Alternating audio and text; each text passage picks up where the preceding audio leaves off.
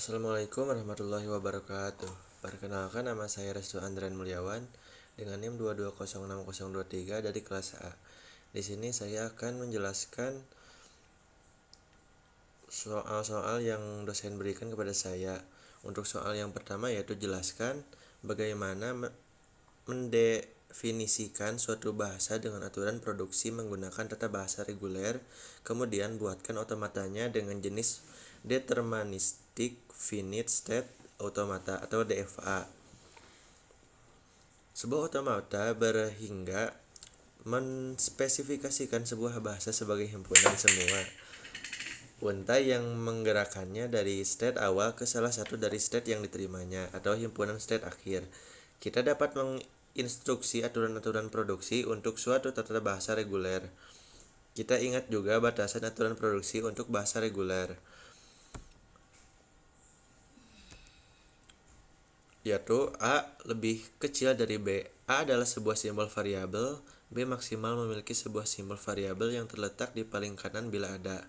Bila bisa dibaca, A menghasilkan B, di mana A atau bisa berupa simbol terminal atau simbol non-terminal atau variabel. Simbol variabel atau non-terminal adalah simbol yang masih bisa diturunkan. Sedangkan simbol terminal sudah tidak bisa diturunkan lagi. Simbol terminal biasanya dinyatakan dengan huruf kecil, misalnya A, B, C. Simbol non-terminal atau variabel biasanya dinyatakan dengan huruf besar, misal A, B, C. Suatu tata bahasa atau grammar didefinisikan dengan 4 tupel G sama dengan V T P S, di mana V sama dengan himpunan simbol variabel atau non-terminal, T sama dengan himpunan simbol terminal, P sama dengan kumpulan aturan produksi, S sama dengan simbol awal. Selanjutnya kita lihat bagaimana membuat aturan produksi untuk suatu deterministic finite automata. Bahasa L didefinisikan dengan variabel MNO, terminalnya 0,1 simbol awal M, dan aturan produksinya M menghasilkan 0n atau 1m, n menghasilkan 0n atau 10, O menghasilkan 0o atau 1o. Untuk diagramnya bisa dilihat pada gambar yang dimana ini diagram DFA dengan tanda panah yang pertama atau dengan tanda panah yang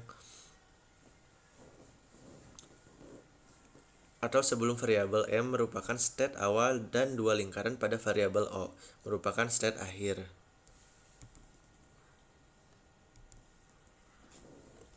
Lalu untuk soal yang kedua, bagaimana cara kerja DFA dalam membaca suatu string? Buatkan contohnya minimal 5 string baik yang diterima maupun ditolak. Finite state automata berdasarkan kemampuan berubah state-nya bisa dikelompokkan ke dalam deterministik maupun non-deterministik. DFA mempunyai ciri utama yaitu dari satu state tepat satu state berikutnya untuk setiap tombol masukan yang diterima. Deterministik finite automata atau disebut juga sebagai DFA. Pada DFA dari suatu state ada tepat satu state berikutnya untuk setiap simbol masukan yang diterima. Cara membaca string pada DFA yaitu yang pertama yaitu suatu string X dinyatakan diterima bila berada pada state akhir atau final state. Lalu suatu string X dinyatakan ditolak bila berada pada state awal. Oke, untuk penjelasan gambar yang kedua, di mana variabel M dimasih 0 untuk menghasilkan N. N dikasih 1 menghasilkan 0 atau diterima karena berada di state akhir. Kemudian M dikasih 1 menghasilkan M atau ditolak karena berada di state awal bukan di state akhir. Lalu M dikasih 1 menghasilkan M, M dikasih 1 menghasilkan M, M dikasih 1 menghasilkan M, M dikasih 1 menghasilkan M atau ditolak karena berada di awal state. Lalu M dikasih 0 menghasilkan N dikasih 1 menghasilkan 0 atau diterima karena di akhir.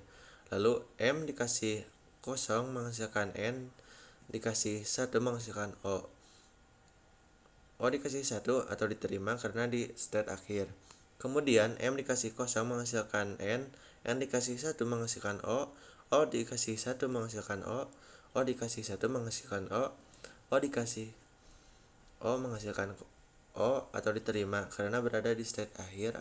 Itu merupakan contoh dari diterima atau ditolaknya sebuah string pada otomata DFA. Baik, segitu saja penjelasan dari saya. Mohon maaf bila ada kesalahan. Wassalamualaikum warahmatullahi wabarakatuh.